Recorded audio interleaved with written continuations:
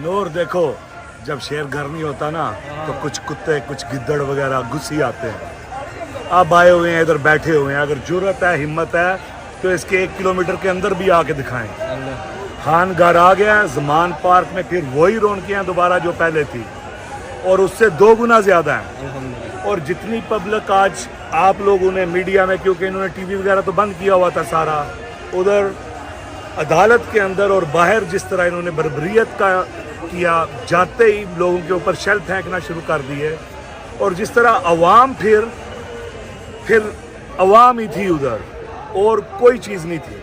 और अल्लाह का शुक्र है कोई हादसा नहीं हुआ। इन लोगों की पूरी कोशिश थी कि ये कोई हादसा करे, लेकिन जिस तरह के पीटीआई के वर्करों ने रेजिस्ट किया, जिस तरह उन्होंने अपना आईनी हक लिया, उन्होंने हमें जो पहला स्टॉप था उधर से रोकना शुरू किया, पीछे से गाड़ियां कट करनी शुरू की। 4 स्टॉपों पे गाड़ियां कट की उन्होंने, लेकिन लोकल लोग इस्लामाबाद का, पिंडी का, पेशावर का इतना ज़्यादा बंदा निकल आया कि उनके बस से बाहर हो गया काम। अब हम आए बैठे हैं, थोड़ी देर में हम सब का खिताब है, वो सारी सूरत हाल सबको बताएंगे। मैं पूरी पीटीआई को, पूरे पाकिस्तान को मुबारक देता हूँ।